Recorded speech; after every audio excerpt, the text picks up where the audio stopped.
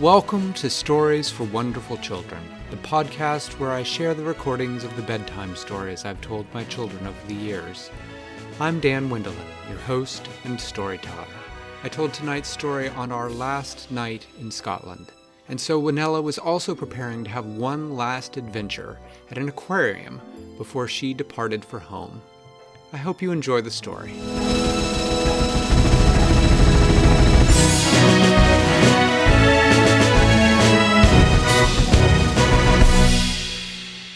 Winella woke up bright and early the next morning. It was going to be a big day. It was going to be a big day. It was going to be her last day in Scotland, and she wanted to have fun. So she got up bright and early and looked out her hotel window. They had a river going by the front of her hotel, and she could see that even though she'd gotten up early, the people who drove the boats had gotten up even earlier because she could see them driving boats up and down the river. She saw a trash boat that had a big sort of basket out in front that it pushed through the water, and it scooped trash out of the water in its basket and put the trash in a big container behind it. And they saw tour boats that were driving to the spot, sailing to the spot where they were going to pick people up, and they saw a police boat. She also saw her family's own boat that they had rented sitting down on the dock. And were they going to go down the R-I-V-E-R, if I spelled that right? They're going to go down the what? River. R-I-V-E-R, yes. Ooh. They were going to take the river to the aquarium tomorrow. So, after she had breakfast, and she had a traditional Scottish breakfast of sausage and bacon and eggs and cooked beans, along with her family, and then they got up and they went to the boat. Winella's daddy sailed the boat down the river until they got to the aquarium. Well, when they got to the aquarium, there was a sign saying that today was a very special day at the aquarium because the Penguin King was visiting.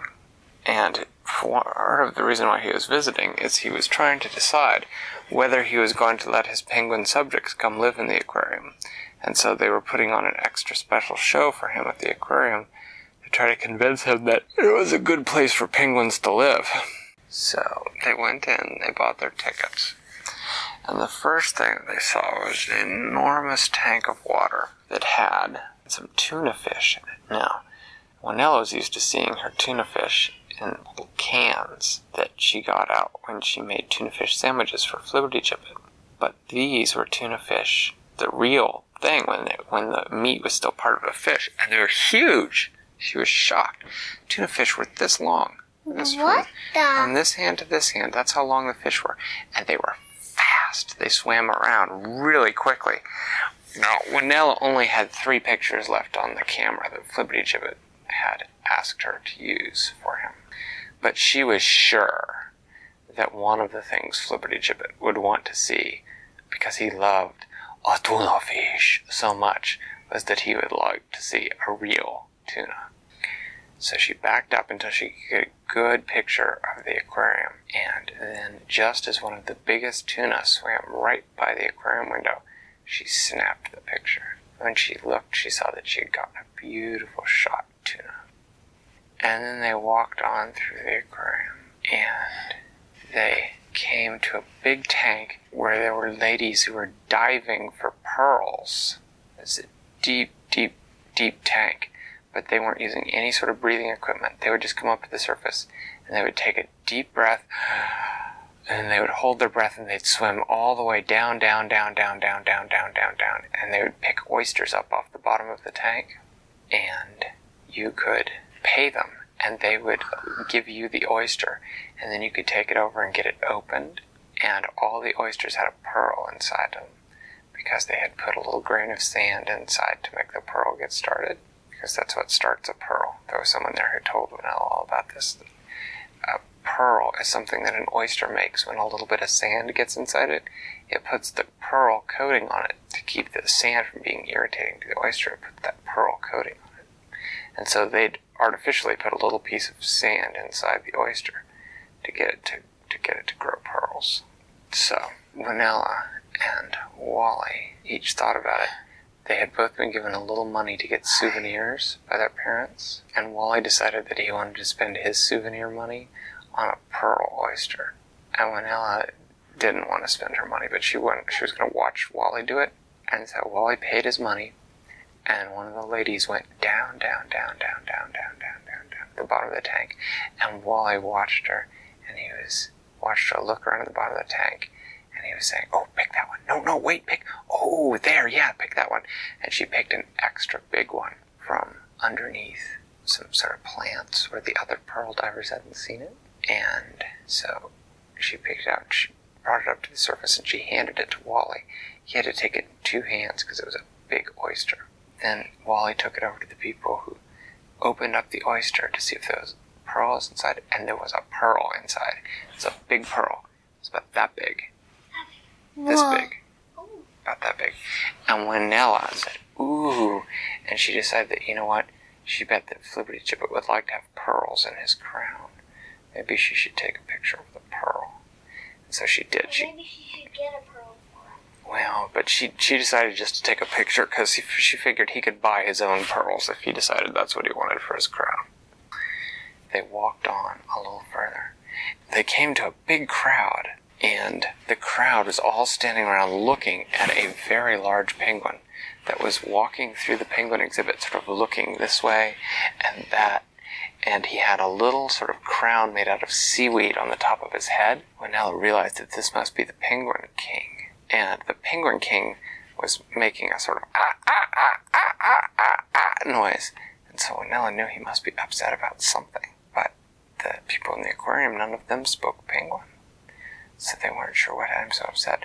Winella saw that he was sort of pointing his flipper, and she looked around, and she saw that on one wall of the aquarium where the penguins were going to live, they had painted penguins, but the painters weren't quite done yet, and so some of the penguins that they were painting were just sort of drawn in pencil, and the black hadn't been painted on them yet, so they were all white. And Winella knew in that moment why the Penguin King was upset, and she walked over to one of the aquarium keepers, and she said, "Excuse me," and the aquarium keeper said, "Not now, little girl, we're trying to figure out what the Penguin King wants." Winella said, and he said, "Not now, I'll talk to you in a minute." Winella thought for a minute. She thought, maybe I should just leave them, it's their problem. But she decided that she would try one more time. She tapped the man very politely on the shoulder, but he didn't even look at her. So she looked around to see if there were any other people who worked for the aquarium, and she saw another person who seemed to have a nice face. And so she walked over to him, and she said, all in one breath before he could just ignore her and tell her to go away, "Excuse me, but I think I know what the problem with the King of the Penguins is." And the keeper looked at her, and he smiled at her, and he said, "You do? Now how would you know that?" And I said, "Well, it's sort of complicated, but I have a friend named Flip-Flop, who's a very good friend of a lot of penguins, and he's told me a story about how the penguins have evil fairy creatures that they fight called sanguines." And the keeper sort of smiled at her, and he said, "What a nice story."